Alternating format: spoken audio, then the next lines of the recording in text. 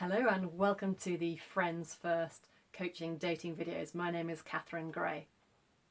Today I want to talk about the topic of emotions, because anybody who's been dating will know that it's quite an emotional journey. There are plenty of ups and downs in dating, and if you are still dating then maybe there are a few more downs than ups. The point I want to get across today is that it's quite important when you go dating, and certainly in the initial stages, is to put your emotions to one side. Now hear me out here, please. As a Christian, we really want to find somebody who is godly, who's going to share our lives with us and help us to lead a godly and holy life.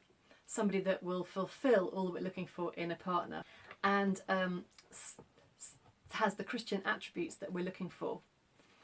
That is very important to look for at the beginning, and it's important not to let your emotions run away with you before you've discovered if that's the sort of person that you're going to be with.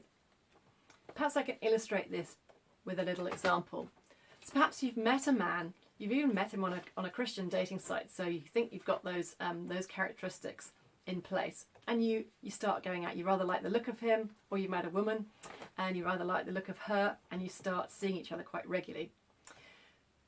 Before long, your emotions will have got involved and you will be excited about the prospect of seeing them probably. And you'll be probably beginning to fall in love if you're seeing them for quite a while. Your emotions are getting involved here and you're beginning to fall for them. But it's very, very early days. And actually maybe they turn out to be not the sort of person that you want to meet.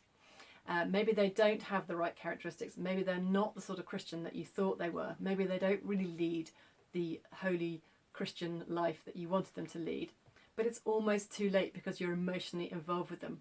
That's a tricky situation to be in, because you see, when your emotions are involved with somebody, it's very difficult to be objective. You are subjective, and it's very difficult to see, almost to see the wood for the trees, because your emotions are involved.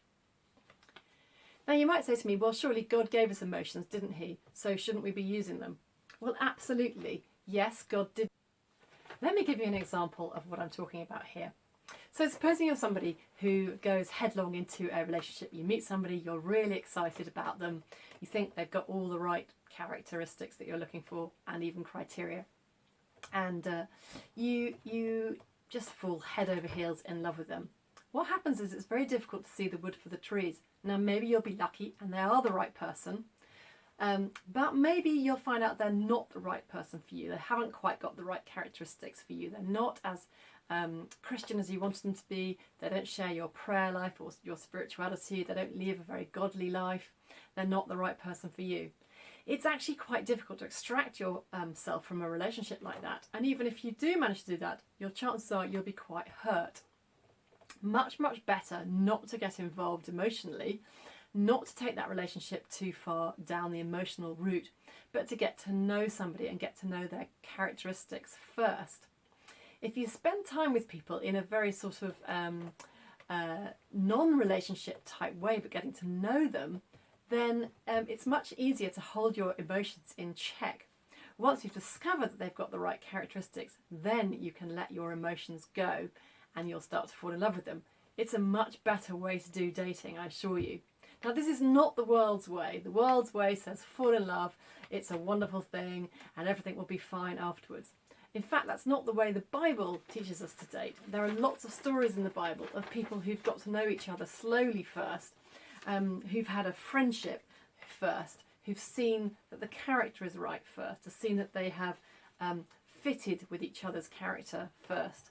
Love and emotions come second in all those stories, and that's my recommendation for you.